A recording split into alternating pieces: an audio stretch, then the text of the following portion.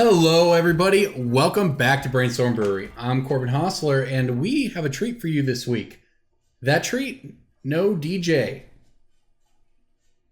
We have a guest, and it is a better guest than the one you're typically saddled with listening to. So this week we have Travis Nance on. Travis is local to me here in Oklahoma, but is also kind of a big deal in the misprint market. Knows more about misprints than anyone I've met. Has the sweetest mountain collection I think I've ever seen. It may be the only mountain collection I've seen, but it's definitely sweet. So welcome to the show, man. How's it going? Thanks, sir. Pretty good. Ready to rock. Yeah, man, we're glad to have you on. So what we're going to do this week is DJ is off farting around in Amsterdam or whatever it is he's doing. He did send us, because he just had to try to one-up us, I guess, even though he won't be here. He did send us Breaking Bulk and Pick of the Week. So we've got those for you. But then in the middle of the episode, we're going to talk to Travis a lot about misprints, because we've got some pretty cool stuff on it. I know this is something you know a lot about, and we don't know as much about, that's for sure. So I'm sure our listeners will appreciate sort of the rundown of everything you know about misprints. I know we've had on guests before who have had sweet misprints and know a little bit about them, but you definitely seem to know more of the back end of the misprint market, I think, than anyone I've met. So I'm looking forward to it. That's my thing. I like doing stuff. Yeah. So, so what's your deal, man? What's outside of Magic? How did you end up, getting into the game from the rest of your life? Well, I started playing Magic in like 97. I think that puts me at 14 at the time, something like that.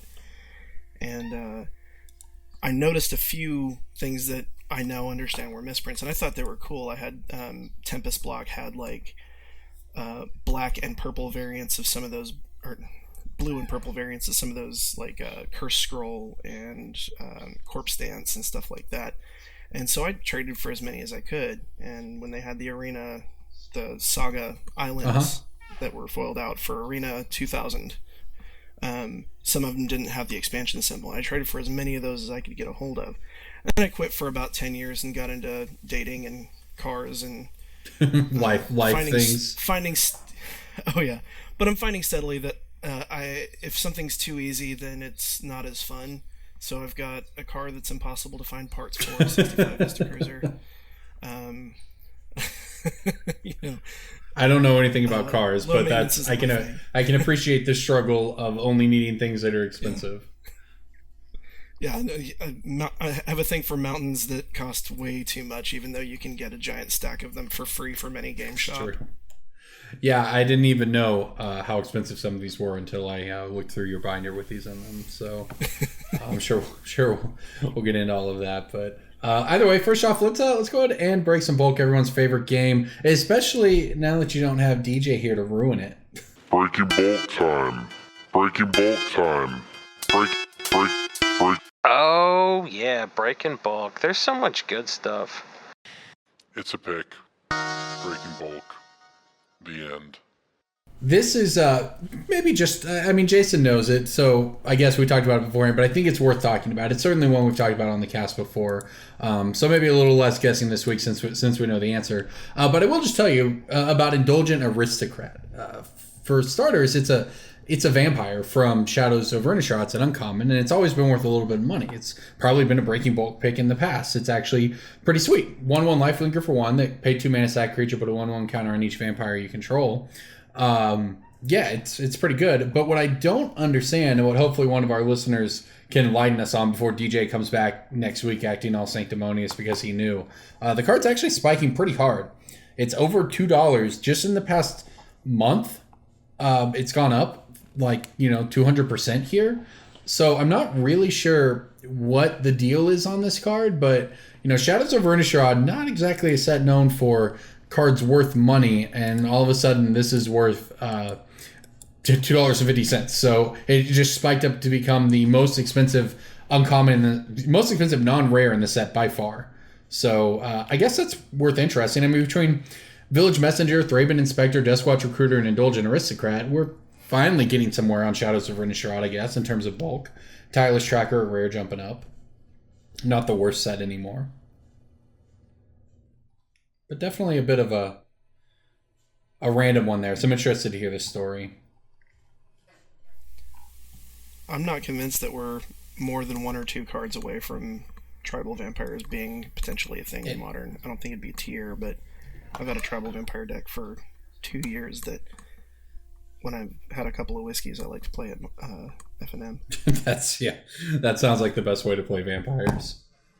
I mean, I don't know. But even if it was a thing, I don't know if this would be in the deck. So, and it's I don't know what's driving this, but either way, this is the time of year that prices go up. So, it'd be interesting to see where it settles, I suppose. All right, Jason, Travis, either of you guys want to? I don't know if you know this game or not, Travis, but we usually try to make each other guess the breaking bulk picks. I don't know if that works quite as well this week without the full team, but. If you have, do you ever like look through bulk yourself? Is this a game you play, or is it just all misprint mountains all the time? Yeah, I buy collections for funsies and sort them and pick out misprints and pick out weird stuff. I made pretty good on a buy list not too long ago. I think one of the breakouts was I thought I was gonna make really good on chokes, but goodness, what was it that I made good on? I'll think on that. All right. Yeah, choke's not a bad one. All right, Jason, you want to jump in? Sure thing. This card was reprinted in Commander 2017. It was originally in Origins. It is a green enchantment. Green enchantment. Is it in Origins, huh? Again, Commander 2017. Mm-hmm. The only green enchantment I think... the only green enchantment I usually think of is Rancor, but I'm pretty sure that was not in Origins. It was definitely not in Origins. After that, it's like Squirrel Nest, which was also not in that, although that did get recently reprinted. Travis, you have a guess? I got nothing, man. What is it? Elemental Bond. Oh, it makes 3/3s, right? No, it doesn't. Oh, JK. You're so good at this. I know. Whenever a creature of power 3 or greater enters the battlefield under your control, draw a card. Interesting. You were very close. Well, I was thinking of the... You're thinking it's every time you draw a card, make a 3/3. I get it. Yeah, you were very close. No, I was thinking, I think it was the one that whenever a land comes into play under your control, you like make a 3/3 or something. Yeah, because all the landfall that was in Origins. Hey, man. Calm yourself. I don't know why. I remember why it was reprinted. You're good at this. Yeah, I am. I actually didn't know. I actually did not know that was a pick. Yep. Origins is sort of the blue enchantment or bust set when it comes to bulk. All right, Sphinx's tutelage at 2 bucks, Joinen's elite. And then things not as exciting. Well, yeah, I think they need to get their shit together if they're going to do core sets again, because Origins was pretty badly distributed in power level across the colors. Yeah, also it really wasn't very much. It wasn't a ton of fun either. Although Fairy Miscreant's apparently a thing now. I mean, maybe they'll take a note from the Eternal or whatever Super Master set we just had, Masters 25, where people get upset and trolled by the Tree of Redemption, but hey, the commons and uncommons in that set are great. Give me a Tree of Redemption. Give them to me. I'll sit on them for 2 years and buy list them for like $4. What are you bitching about? I don't understand. Well, there's 2 goddamn worthless bulk rare chromas. There's Armageddon. There's Doomsday, and you're bitching about an $8 card. Shut the fuck up. It's a $2 card now. I'm so sick of it. Is now. Could have been Comet Storm. Could have been Comet Storm. Was Tree of Redemption really that expensive before? It was worth money. It was like $5-6, dude, and it was gonna keep going up. Yeah, it definitely was. In fact, it was kind of around an all-time high last year, like before in 2017. It was a solid it wasn't expensive. It was like $3-4, but I agree. It seemed like of all the things to complain about, it was interesting that Tree of Redemption was the one that really put people over the edge. It's because it became a meme. People don't think for themselves. They go and see what someone's bitching about on Reddit, and then that's what they're mad about. Oh, that's true. Like 100%. Everyone was mad about Tree Redemption on Reddit, and everyone's like, "Oh, that's what we don't like." I did like your tweet. And as much as it pains me to give you credit for a tweet here, but I did like the tweet that Tree of Redemption's biggest sin was being the last mythic spoiled. Yeah, for sure. It's a lot of pressure. You're more mad about that than Retachroma? Get out of here. There's no way. But what if you flip Retachroma with a Flicker Wisp in Modern, bro? Think about how exciting that would be. Yeah, think of how exciting it would be to have an original thought and stop posting on Reddit like a... I don't know. This community, man, it gets to me. Some days, yep, I'm with you. Hey, man. And I realized, like, if I could be so popular and famous by just agreeing with the 80% of this community that's dipshits, because how hard is it to anticipate somebody being wrong and just agree with them, just tweet shit they already know, and they're like, oh, man, this guy gets it, and then I'm famous. That's what I should be doing. Why am I beating my head against the wall trying to convince 80% of people that they're idiots? Trying to come up with original comedy? You should just steal jokes. Anyways. Did you watch High Fidelity yet? No, I haven't. I tried, man. It's not on Netflix. What do you mean you tried? It's not on Netflix. It wasn't on the last plane I was on. It wasn't on Netflix, so I watched Bright. You live in instead. Oklahoma. There's no way that Oklahoma doesn't have Blockbusters still. With there's Family Video. There's Family Video. Yeah. There's like 3 We of got them. Family Video, sir. I don't know. Family Video. Their porn section keeps getting bigger because that's the only reason they're still in business. I think one of our fans is actually mailing me a DVD of High Fidelity. Jesus, just It's basically the story of the most insufferable guy you knew in high school. Just torrent it. That's illegal, sir. It's fine, man. We like counterfeits now. Get rid of the movie reserve list. It's bullshit. That's what I'm saying about Netflix, man. When they rotate stuff off, it's a travesty. Like, they took Scrubs off of Netflix? Come on. And MASH. Oh, did they really? I love that show. They took show. Archer off, and you're mad about Scrubs? Yeah, dude. Archer's on Hulu. Also, maybe that. I've never watched Archer. Yeah, it's like Netflix, but with commercials. You're welcome. No thanks, Hulu. I don't watch much of these things at all, but we do have Netflix, so... I tried to watch High Fidelity. It wasn't there. So I'm waiting for someone to ship me the DVD because someone already volunteered to ship me the DVD like a bro. So then I'll watch it. Oh, man. If you don't like it, just don't tell me. Okay. I'll just tell you the DVD never showed up and I couldn't watch it, but I'm totally going to get to it.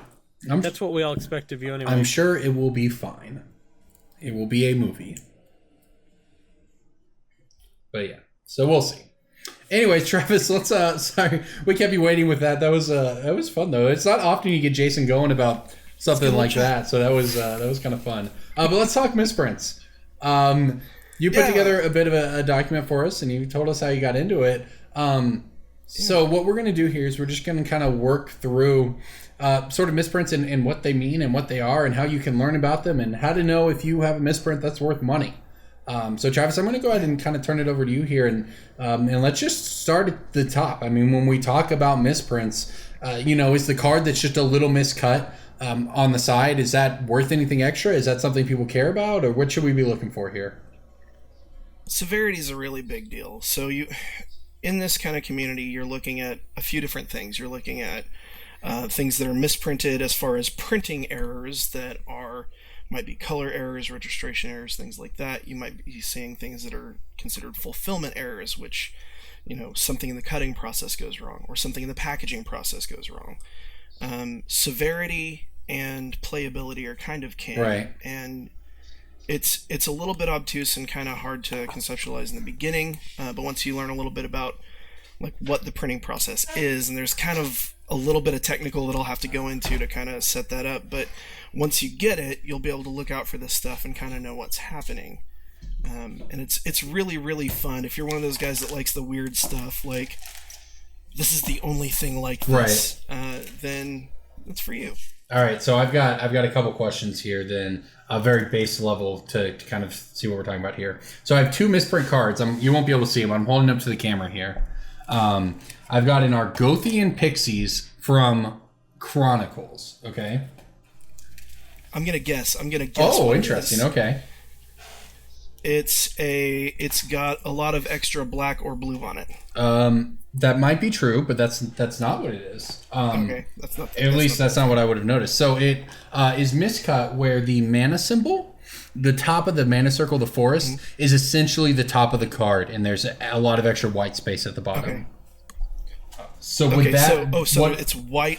So it's Chronicle. Yeah. So the sheet edge would also be white. Right. I also have. Does it cut off the top of the mana symbol? It does not. It's right above it. I also have a Dark Ritual here that is the opposite from Revised, where it's same thing. It's just got extra space on the top to a really noticeable degree, but the whole card is still there. So are either of these cards worth money, or can I get rid of them?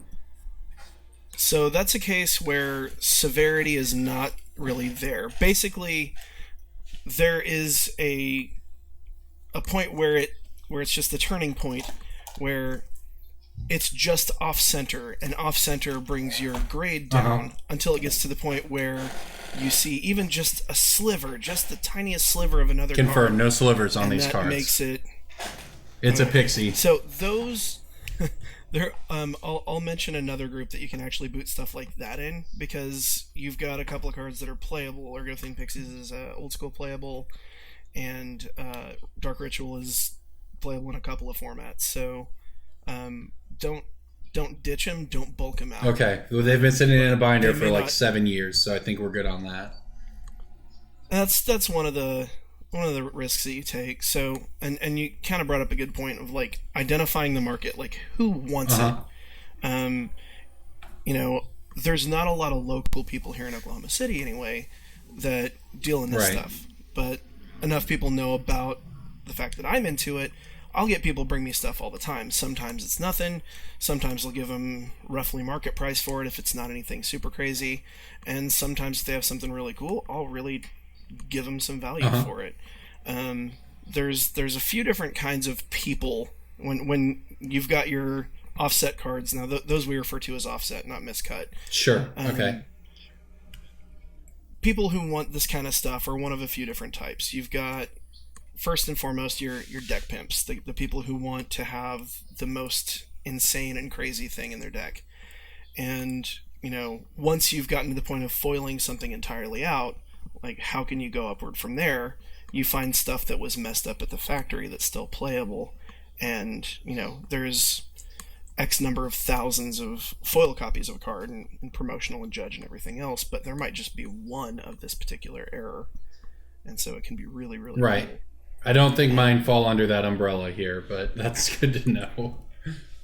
It may be, because some of those really playable cards get really, really expensive. So, like, if you had a foil Masks Ritual that was miscut to show another card. That sounds awesome. Or to give you an example, there's a Brainstorm, foil Brainstorm that the text layer is shifted down into the wrong part of the card.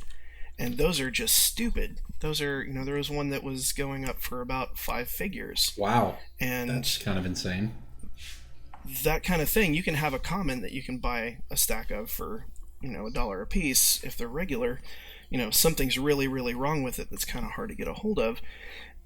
And when it's something playable like that, the real serious misprints, people might not be able to afford yet. So there's still a market for it. And there's a misprints group, which I'll talk about here in a minute, and then there's also a shitty misprints group where you can like, sometimes it's trolling posts and sometimes you can actually just sell, like, that Dark Ritual would probably move it. Well, grid, it's something to do with it, I guess. Yeah. I sold 2 dragon shields that were like melded together. What card was it? Shitty misprint. It's 2 dragon shield sleeves. They were fused. Interesting. Yeah. I mean, I haven't seen that. There's a market for almost everything, from like banners from back in the day to Corbin. You've had like stacks of the fat pack dice. Yep, I still do. the old they had some poker decks that had the magic back, things like that. Those go for stupid amounts. You never know, because people are weird completionists, and you've got like global collectors who get one of everything, like the guy who has 2,800 some odd forests and decided to stop at 8th edition. Cue DJ coming in here from the other side of the world talking about how the rules insert from Revised is worth 12 cents or whatever. It's so stupid because of this. And the worst thing that ever happened to me is when freaking Ryan Bouchard told me that Fat Pack boxes were worth money. And from that moment on, I never used one to ship cards out in again, unless it was like torn up. So yeah, I just had like 400 Fat Pack boxes. And finally last year, someone came to my house from Texas and picked out most of them, like most of the bad ones even, right?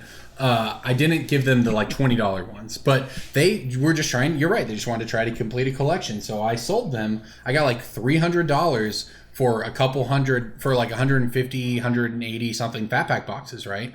So not a lot amount per, but I mean, they sat in my garage and I made money off of them, and I still have most of the $10 to $20 ones that maybe I could try to sell on eBay because there's few enough of them.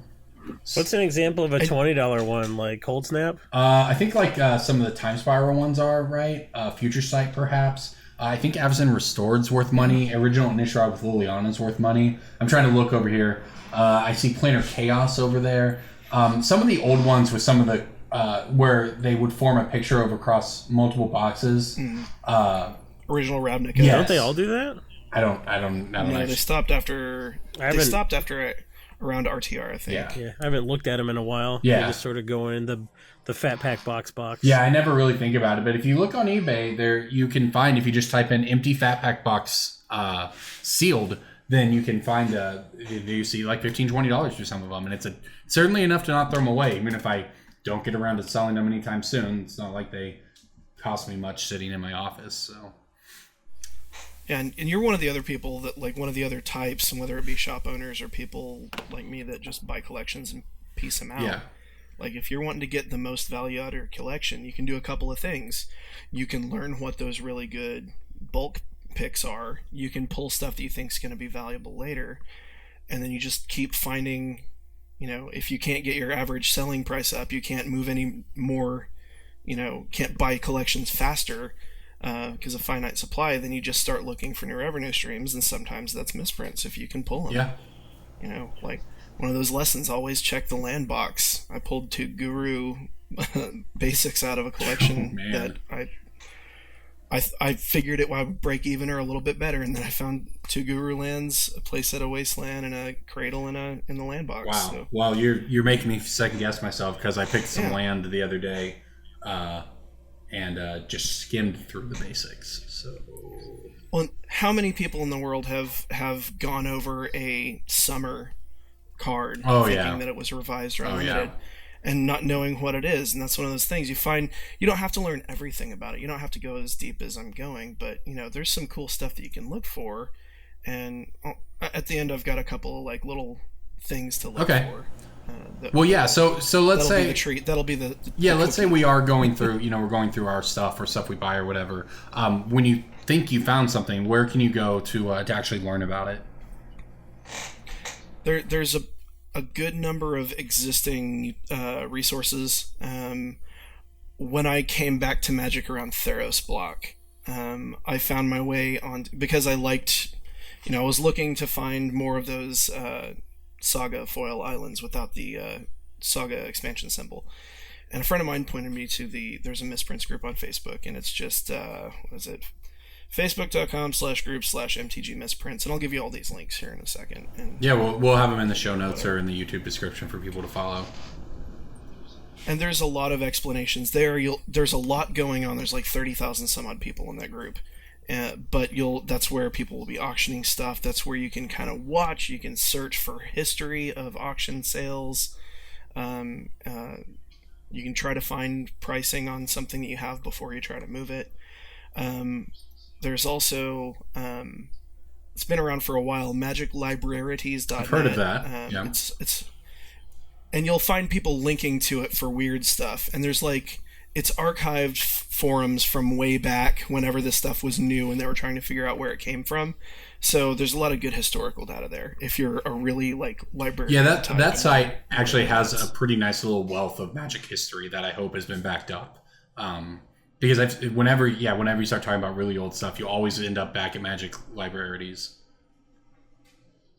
The text is all backed up. They lost a lot of the photos due to a photo bucket crash not too long ago, but a lot of people had all the originals, so they're rebuilding. Rip. Okay. Well, all right.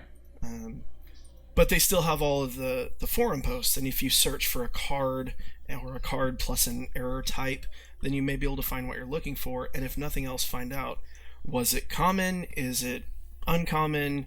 Was it worth money then? Right. Whatever. There's misprintedmtg.com, and that's Jason Gitlin, who's another he's a heavy hitter in the misprint community. Started that page in another misprint group, and it's got a lot of it's geared towards beginners, and it's got a lot of explanations, usable info, links to videos on even just the offset printing process, things like that are super useful. And then if anybody has questions about something, they're welcome to hit me up directly on Twitter or Facebook. Bearded Skeptic on Twitter. Yeah. I like that stuff. That's why I carry around a loop when people bring me stuff to authenticate. I think it's fun. It is always fun to bust out the loop. People are impressed when you actually have a reason to do it.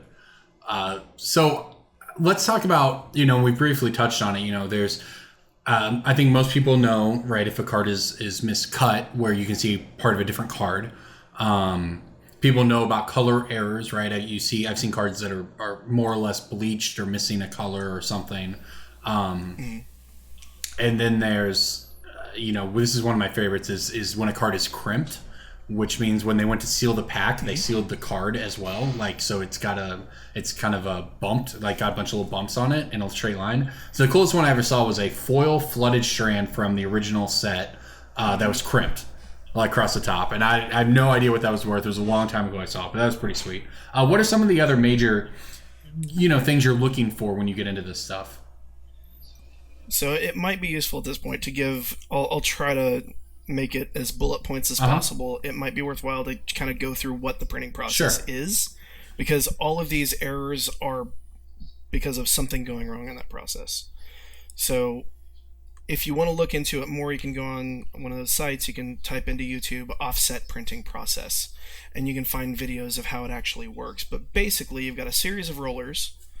You've got ink transferring from a plate cylinder that has all the art on it onto a blanket cylinder. It's a little rubber cylinder that then transfers it onto the actual sheet that's coming through. I would love to see this on an episode of Magic, How Things Get Made or whatever, right? It's an old Discovery Channel show. I'm sure it would be fascinating.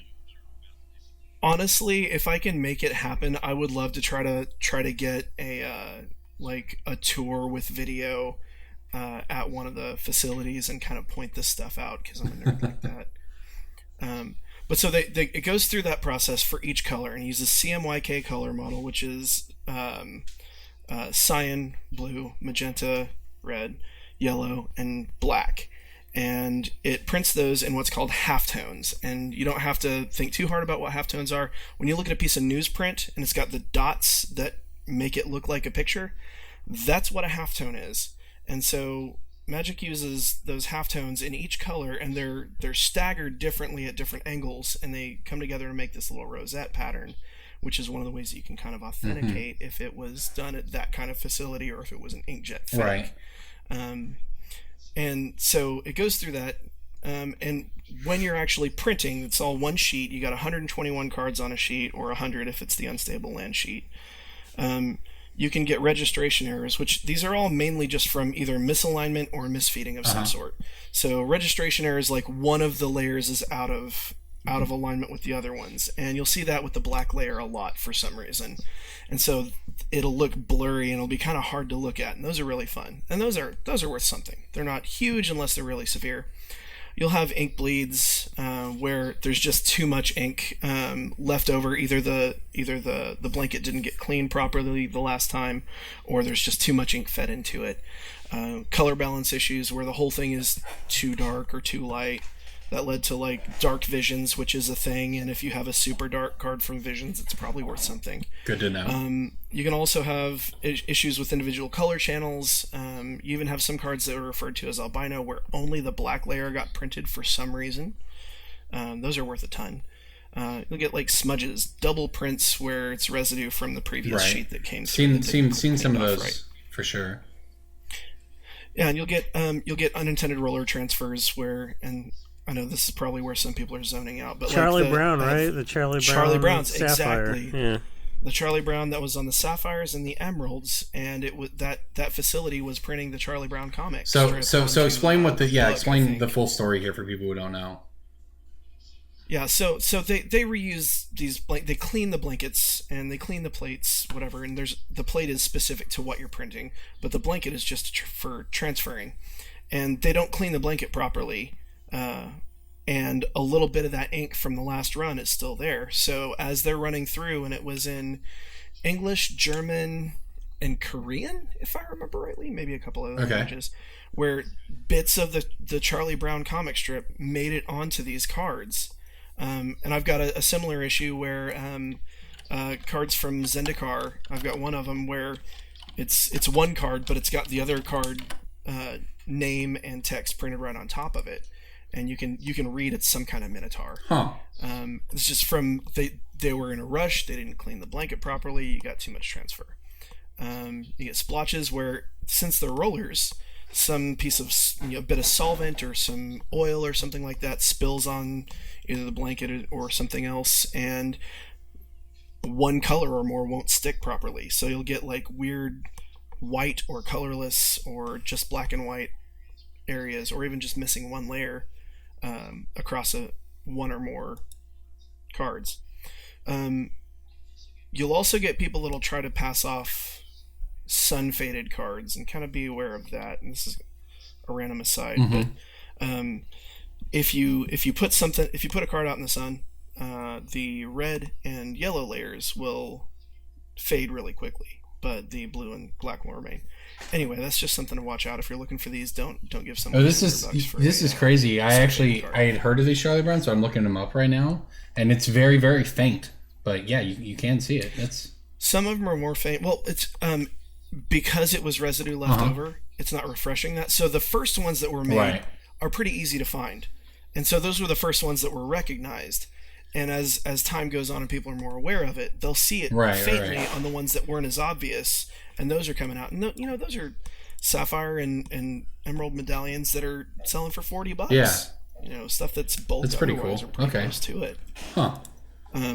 So once you've printed, then you've got cutting, and this can only go wrong a few different ways. It's either fed through correctly or it's not. And so it goes through a process of cutting into rectangles, and then it goes through another die that rounds off the edges. And we've had stuff like square corners where the piece that rounds off the edges didn't we've seen those a lot recently in some of the secondary products, right? Yeah, and so part of that is that the supplemental product is not made at Cardamundi, which is the main printer of Wizards of the Coast, has always been. Cardamundi prints the regular sets that go into standard rotation. The supplemental stuff like Dual Decks and FTV and whatever else, that's all farmed out to more like regional shops. They're not small shops, but they're smaller than Cardamundi. And they're more of like a contract to finish the job. And so QA has been questionable, not as good from those. Yeah, it's been not as consistent, which is why the standard sets are fine, other than arguable paper quality issues that I'm not going to get into. But not as much weird stuff gets out. You've got color variations, but on the supplemental product, you're more likely to run into really weird stuff because they'll just let go. And so I've got a mountain here. Let me see where we got. If you've got the YouTube, then you'll see it. Here's a mountain from Revised. Pull it up a little bit on your camera. Yeah. There we go. Can't see it very well. I'm going to put pictures of these up somewhere in a blog post or something and share it. But, you've got stuff that was cut with the alpha dies. You've got stuff that might be cut in half. You've got stuff that might have the corner shape 4 or 5 times in the corner with the whole corner cut off. You'll see stuff with sheet edge where it'll just be white at one of the sides. And some of the stuff is pretty extreme. So here's one that's factory cut. Oh, wow. And it's not even rectangular. It's messed up. But you'll also see stuff like this, and this one is one of the pieces of drama in the community. This is a not factory cut card. This is not cool. There are a number of sheets of these. Well, right? It has its role. It has its place. Because so for people who... So there are a number of sheets. You get sheets off the prize wall, right? And then you can have someone chop it up after and like intentionally make something like this, where this is an arena mountain with a big piece of a forest on the left. It has its place because a lot of this stuff, getting anything that severe is kind of a high-end thing if it's factory cut. And there is a role for the not factory cut stuff because it's a little bit cheaper to get into. One of these guys you might be able to find for like $35, where if it was factory, it'd be worth quite a bit more. For this set, it would be worth quite a bit. Well, more. I guess the only real problem is not advertising your NFC not factory cut as a factory cut. Yes, and that's like misrepresentation. That's one of the things. Like this community, there's a couple of things. It's a very small community, and it's pretty tight. But the things that get you by are the reputation that you've put together, demonstration of knowledge of where things come from, a lot of stuff like playtest cards, for example, which is another weird thing. Things like this, where it's a card with just a little inkjet printed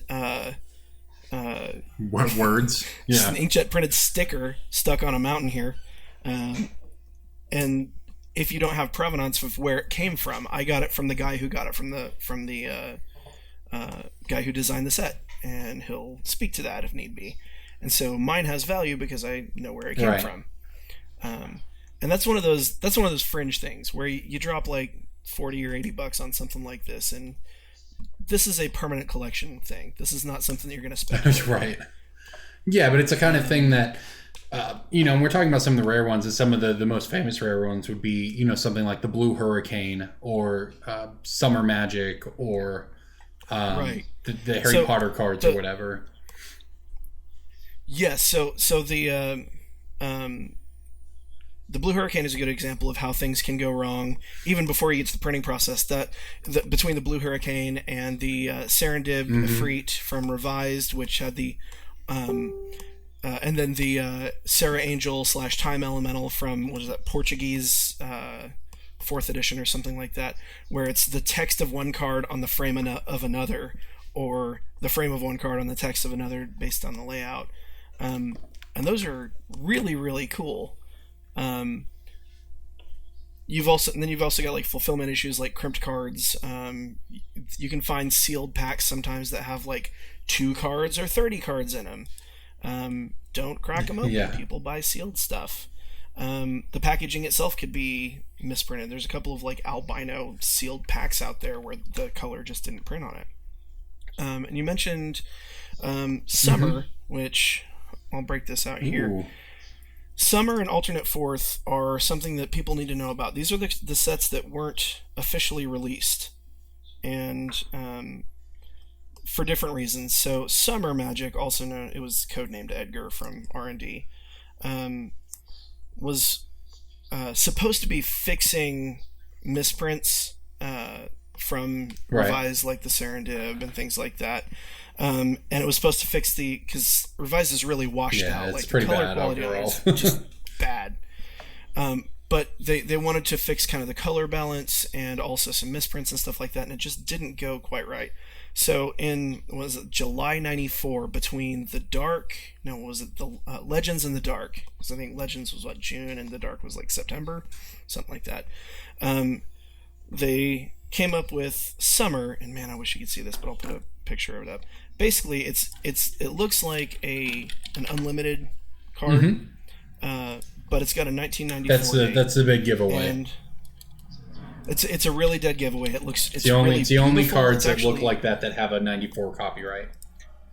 Right. The only 94 the only 94 is with white border, but that's the difference between that and unlimited. And unlimited says tap to add, and that's worth $2 now for a good. They are worth a little bit. But if you find if you're going through a land box and you pull a Summer basic land, you might be talking $200 to $400 if it's in great shape. I mean, everything from summer is super expensive. I mean, it's super rare. I've never come across one, and I've always, ever since I learned the trick early on when I started doing this, I look for the 1994 copyright date, and then you find something from like the dark, and you get really excited the first time you ever find it. But you do eventually learn your lesson, and then you realize that summer Magic cards just don't exist.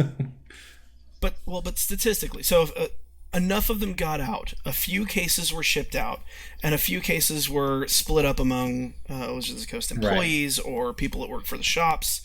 And so enough of them got out, and I remember finding one in the land box at game headquarters in Oklahoma City back in the day, and some guy traded me like $10 worth of stuff for it because he knew what it was, and I was 14. I learned your lesson. But yeah.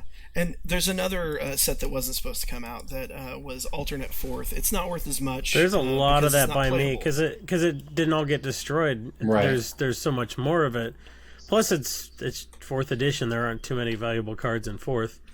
But I bought a collection from a dude who worked at a distributing company, and they're like, "Hey, we were ordered to destroy this, so you guys can take it home and play with it." So I bought his collection. He had 2 full sets of collector's edition. Oh man! A set of Arabian Nights. And he had all of his 4th edition was all fourth. That's pretty nice, actually. That's cool. I got probably 300 4th edition or alt 4th cards. Plus those collector's edition cards. Nothing great, but I got a lot of basic land. Which was they learned their lessons from summer, because stuff like the Blue Hurricane, back when I was looking at a beta Black Lotus for $350, the Blue Hurricane was like $175. Yeah. And instead I bought 3 boxes of Tempest.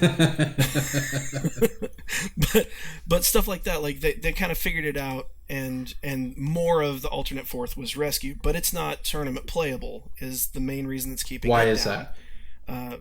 It's a different weight, it's a different thickness slightly, it's got a different consistency. And it has a different back. It's got the coloring is off. Because the corner of the A is dark instead of light, but it also glows differently under UV light. It glows like a dull red rather than a bright blue like other white bordered cards. But because of the weight differences, and it's got a waxy feel and things like that, it's not technically tournament legal, so I wouldn't try to bring it in. Like FNM, nobody's gonna really care, right. but sure. Some of the cards are pretty valuable, and it's easy to pick. If you go to a store that's got 4th edition, flip all the cards over, just sift through the backs real quick, and that A with the different color cordal it'll really pop out at you. Yeah. You can go through a whole stack in like a 5K box in like probably 5 minutes. Yeah, that's pretty good. Less than that if you just bring a black light. If you've got a loop that has a little black light on it, just take it into like a dark fancy corner. loop. Okay, MacGyver, if you're not walking around with your CSI kit, maybe just look at the fucking A. Jesus. That works too. All right, so this is all pretty cool stuff. What does it mean for our people at home listening who either want to look through their own stuff if they have cards from back then, or when they're looking through cards in the future? I mean, what do you actually do with all this? And once you have it, it's how do you determine how to go about? Okay, I found these cards. Now what? So first step is to find out what exactly is the issue with them. You can go to that Facebook group. You can go to Librarities. You can go to a couple different spots. Hit me up on Twitter. Figure out what exactly happened with it. Certain types of errors are more enticing than others. And basically figure out what's going on with it. Is it playable? And then really the best way to do it right now, you can put it on eBay. But pricing is so weird there, and unless you've got something really hot, you're just going to sit there with an eBay auction that just expires. So probably right now the bulk of everything is getting moved in these private Facebook or other chat groups, where you'll run an auction, 72 hours, starting bid of X, reserve of X, and then people outbid each other. And if you've got something that people want, if it's playable, if it's a lightning bolt, if it's a basic land that's really messed up, anything that's very often played is going to be resilient to reprints, no matter what set it's from. So as a side note, and I've gotten a lot of those, you're not going to see a lot of spikes that are really big into misprints, because every one of them is going to be pretty much different, and you're going to be able to tell one card from the other. So if you're going like super hardcore competitive, this may not be for you as far as the deck that you're playing with, but it might be something to be fun. That would be fun to do. And it's good for commander decks and stuff like that. That's my favorite spot to dump anything weird I get, you know. Yeah, and my Legacy Burn deck, all the mountains are messed up in different ways, and a couple of the other cards. I'm really excited. If anybody has any Eidolon of the Great Rebel that are miscut, I need 2 more. Thank goodness for Masters 25, because Theros actually had really good QA. But so you're going to be able to pull extra value out of it. The main thing for me, like if I can see it from across the table, it's probably worse. Sure, that's a good way to look at it. If you can tell what's wrong with it from across the table. If you have to really look at it, then it might be one of those deals where people in these casual leagues where they have to be running misprints for every card, you might be able to move them. They're not going to have a huge modifier. But if it's, if it's something that's playable, you can notice it from across the table. That's going to be cooler than, like, you can buy a foil version of every card from a shop. I can go buy beta copies of stuff from shops here locally, but not a lot of misprints floating around. You gotta hunt them down right now. So that's the new prestige. That's how, the guy that's got the foiled out Jund, but I've got all concealed courtyards that have black ink bleeds over the title of the card. For me, that's cooler. A note on playability. That's always up to the head judge. People have different opinions on that, but judges by and large have disagreements as well. So you gotta check that stuff with head judges, and you better bring the regular versions to swap back in if you need to, because otherwise you're getting some losses. And as far as can I trade it, can I sell it? Trading it is kind of a tricky deal. Here locally, there's not a lot of people that deal in it, so I'm the one that's trading for them. I move most of my stuff through various groups or direct sale to people that I know what they're looking for.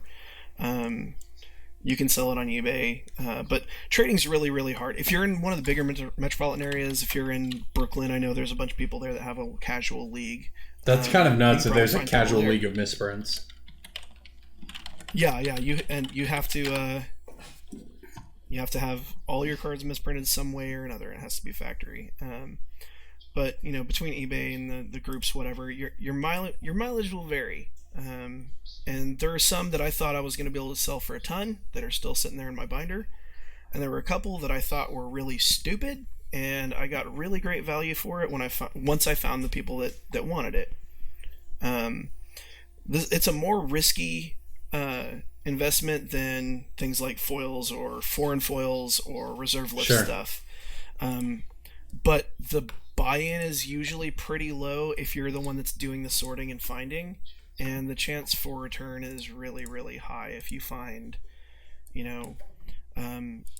if you find that you've got a Guru Drowning Man Island. Yeah. And congratulations, you've got about 10 grand. It's probably not the case, but it may be something more like, hey, I got $40 for a card that was only supposed to be $4. Right. Cool. Okay.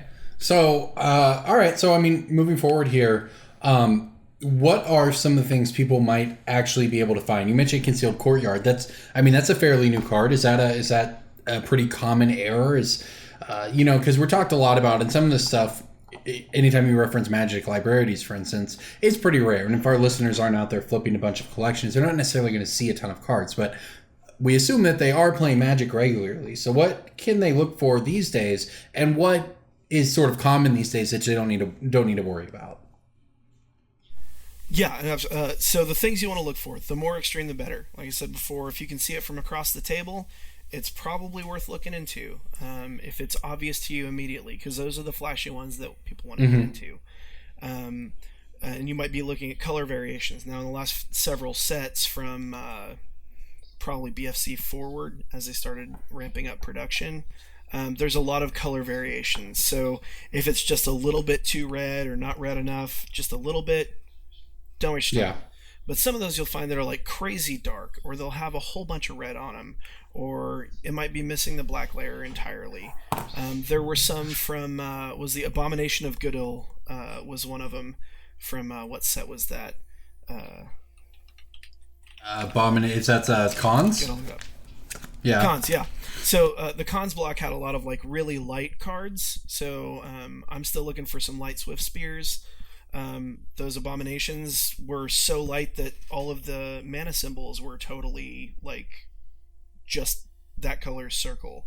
And so those are totally unplayable, but you can still get $5 or $8 out of it. Oh, that's kind of nice. Okay. And that's turning absolute garbage into something.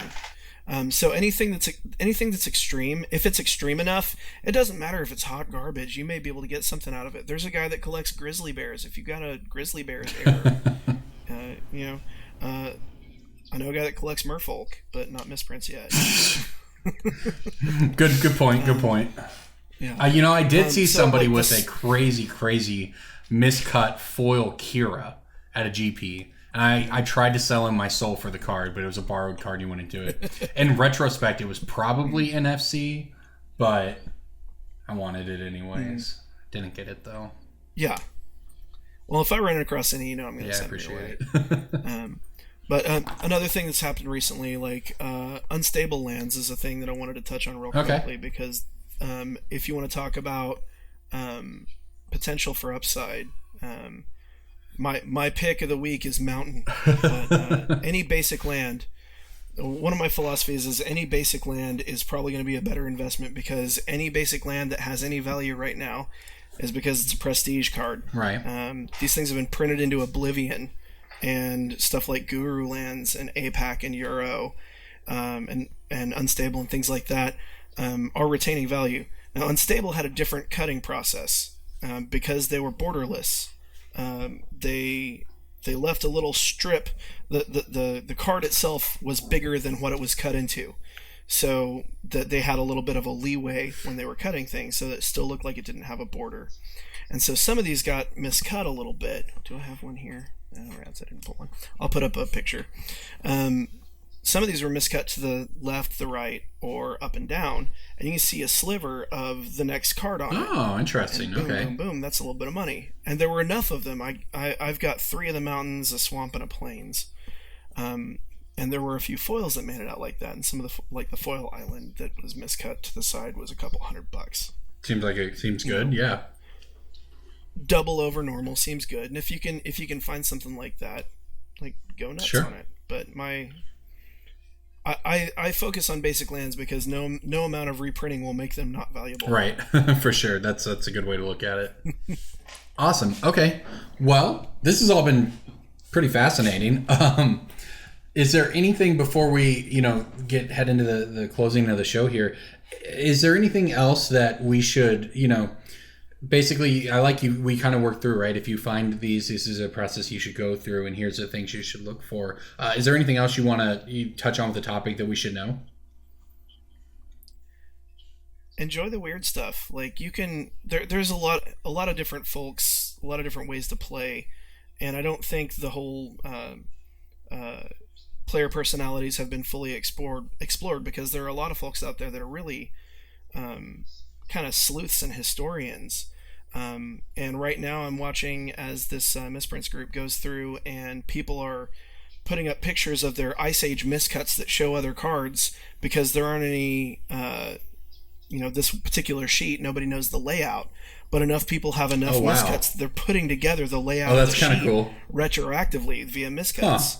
And that's more exciting than any game of Magic that I can win is like rooting for these guys to like finish the layout. That's really cool, actually. That's awesome. So like enjoy the weirdness. That's what I'm about. Awesome. All right. Well, this was all really good, Travis. Thank you, man. All right, let's thanks for let's knock out some picks of the week before we get out of here this week. Then I'll go first. You mentioned Khans Tarkir earlier, so while you're looking for those miscuts, make sure to also pull out the Altar of the Broods from your bulk. It was a bulk rare for a long time, and this is 1 mana whenever a permanence enters battlefield under your control. Each other player mills 1. So this is something that, you can say mill card, and we would have called it a good pick when it got printed, but it's actually showing some real movement right now, and you can get them for just under $2, but they're moving up for real, and I'm not sure why, to be honest. This was also one of those that was in the Ugin's Fate, different arts, and I believe that version, spiked hard. So if you have any of those Ugin's Fate cards sitting around, they're worth money. But also, yeah, just normal Ultra the Brood Kanza Dark here is pretty decent climb right now. So that's my pick of the week. Travis, you said Mountain. I like that. Mountain. Basic Mountain. Man, if you see Travis locally or at a GP or anything, ask him to show you his mountains. It's a really sweet binder. I will throw this out there for DJ. He's in Amsterdam. We ignored his Breaking Bulk because he has enough fun with that already. But he did have a pick of the week, and it's Recruiter of the Guard. I assume because it probably does things with, I don't know, Dominaria or Popper or some such DJ stuff. Could be just at its floor. Yeah, it certainly could be. I would certainly hope the answer isn't Popper, but it's DJ, so you never know. It's seeing use in a lot of different weird spots. So, and yeah, the conspiracy is probably at the end of when people are like cracking the end of their boxes that they had pulled for drafting. Yeah. So your new influx of cards are probably... Yeah, it's a good pick. It bottomed out right about $10, and it's up to just a little over 11 at the moment. But it looks like it's definitely coming up from that valley. So this, I agree. Good pick, DJ. Enjoy Amsterdam, whatever. You know what? I just had a thought. Another reason everything else in Death and Taxes is super cheap right now. Yeah, it's not very good right now. And everyone's putting together everyone's getting their ports. So right, that's true. That's the expensive card. That's a good point. You got $25 ports, so you're going to need the rest of it. So all the other stuff. Only problem is that so $400 legacy deck, and then only problem is go win your duels instead of complaining that they're not reprinting them. Only problem is Death and Taxes is not very good right now. Maybe once Deathrite Shaman gets banned, then everything could explode there. So yeah, I like that pick. Burn's good now. Burn's always going to be good. Turn mountains sideways. That's and once they ban Deathrite Shaman, you'll be in business. Burn is the best combo deck because you can go off with any 7 spells. Yes, it is. It is true. All right, Jason, you wanna jump in? Yeah, MTG Finance is real easy. You pick a Mirage rare, and then all your dumb friends go and buy all the copies of it. Ooh, look at us. Okay. About our political trickery. So go buy Natural Balance because maybe it's not the next one, but eventually all those Team Rudy is going to get together and just buy all the Natural Balances. Probably for like $300. You can buy out the whole internet. So yeah, go ahead. What was the previous one you talked about? Is this something I missed? Well, Telling Tour's Edict spiked because of some shenanigans with Dark Depths, and everyone was looking at the other reserve list Mirage Rares, and they're like, oh. So yeah, I think people just decided to see if they could make it happen with reparations, and sure enough, it happened. So cool. I'm sure the market no Mirage Rare is safe. Just anything on the reserve list, just buy it and just wait. I just built Prosbloom circa 1998. Well, Natural Balance is real good in that. And Natural Balance is in a non-zero number of decks on EDH records. Non-zero. Yeah, that is a non-zero. I'm gonna read this card. Get Rog and Titania, baby. It has so many words. 4 mana. Yeah. Source. Each player controlling 6 or more land sacrifices enough to reduce to 5. Each player controlling 4 or fewer gets to go up to 5. You sack all your lands and then you play this. Oh, interesting. And then you get 4 more untapped lands, and that's how you go off with Prosbloom. Sure, why not?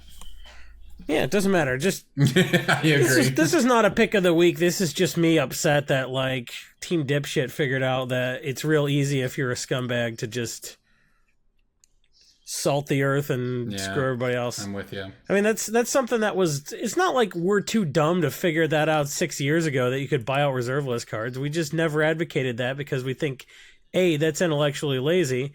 B, we think it's antisocial. C, we think a lot of people are going to get stuck holding the bag when you're not going to... Oh, hey, nobody wants all these copies of reparations. Well, it's worth noting the TCG median on reparations is $5 and the market price is $1.50. So, yeah. It's one of those cards. Let somebody else have the last 10%. Yeah. In this case, no one's getting any percent because no one's going to buy it. Everyone bought the price, the copies for the price they were, and now they're listing their copies for triple the price, and they're never going to sell. And you might eventually sell them for a little more than you got them for, but at some point, I mean, we've talked about this before. I mean, Allurin is always going to be the go-to example of a card that even is played, but it spiked hard because people bought it out years and years and years ago. And we said the same thing then, and it went right back down. We're all real impressed that you found a foil Rashidin foot pad at your LGS. Yeah. And ran out of the store holding it like it was Charlie's golden ticket. And you're like, oh, I'm going to be able to sell this for 20 times what I paid. Pirate Stompy. My pick of the week is Words of Wind. I think that card is going to do stupid crap with Jwira, because if you have a mana vault or something like that, you can generate infinite mana by playing it with Jwira, getting the card draw trigger, bouncing it for a mana. Just get all the manas you want. That seems pretty and good. And then you can upheaval your opponents. Upheaval also seems good. So Words of Wind it's going to be a dumb, stupid combo card, and it's pretty cheap right now. It is. It's real cheap right now. I mean, Words of Wind, it's a good card already. It was already just like a fun thing to do.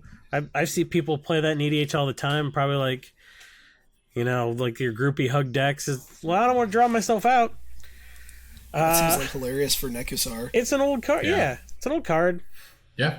It's an old card, so... Good enough. Supply's lowish. I think you can triple up on Words of Wind real easy. So. At least, I mean, it's like 50 cents right now. If it does anything, it'd be $2 or $3 for sure. So yes, but all that money you get from selling your reparations, you go and buy Words of Wind. All right. Okay, well, there you go, everybody. Look at that. I made it the whole episode without talking about the guy's crazy bulk last week. Cut that, Jamie. Cut that. Don't let that make it into the episode. No one cares? Oh, man. Travis, thank you again for coming on. It was a great feeling. That's all I'm going to say on it. I don't need to go any deeper here. I found him in full. Well, I bought a collection, and it had some cards that are worth more than the value I paid for the collection. It was nice. I bought it a year ago from... I've whiffed so many times, though. You whiff enough times, and you just need a win sometimes. I mean, yeah, I was like going through, pulling all these 10, 25-cent things, feeling like, yeah, I'm going to make money, whatever. I bought this a year ago from somebody whose dad had died, and this was all the cards out of his basement or whatever, Oh, cool! You got dead dad value. Oh yeah. They could have paid for the funeral, but instead. Yeah, and it was a bunch of boxes, but it was just sitting in a casual 20-year-old elf deck, so. At least it's a memory. No, I have a friend with 2 cradles, just in his garbage deck, playing them unsleeved. I'm just like, ugh. Yeah, yep. All right, so yeah, Travis, thanks again for coming on, man. Where can people find you on the internet, or find you at home if they happen to be around Oklahoma? I'm not going to give you my address or phone number, but good thing DJ's not here. Yeah. So, you can find me. My main Twitter is Bearded Skeptic. I also have @ProwessPlay, but I don't use it much. That's just for Magic stuff for me to harass pros usually. Okay. But find me there. Feel free to hit me up. I'm on the Facebooks as Travis Nance, just my full name. You will get 0 new followers as a result of this podcast appearance. That's fine. I figure I was probably, like, once I retweet you guys or whatever, I'll probably give you guys some new Patreons. Yeah, man. Appreciate that. Another thing, we made it through the whole episode without pitching. Yeah, I didn't feel like it. I wasn't drinking tonight, so I don't want to show the glass. Yeah, I appreciate it, man. Got your back. All right, well, there you go, everybody. Travis, thanks again for coming on, everyone. Link this to your friends if they want to know about Misprints. I knew, doing collections, we all know a little bit about it, right? Where Jason and I clearly are not, completely devoid of any knowledge here, but I did learn quite a bit from just some of the details that you know about it. So it was good talk for sure. And if people in general, talking to the listeners, it's been an entire 2 years since we had a Misprint on the cast. Yeah, it's been a while. I mean, if you guys do like these sort of for lack of a better term, themed episodes, right, where we spend the bulk of the episode going deep on one thing, let us know, because, we do talk about sometimes we say, we could spend an entire episode on this, but then it always just feels like, it's something that is worth it, right? In this case, we definitely thought it was, but interested to know if there's anything else like this that everyone wants to hear about. So, Brainstorm Brewery, everyone, thank you for listening. We'll see you next week, and unfortunately, probably will have DJ back for that one, so we'll see you then. Cool. What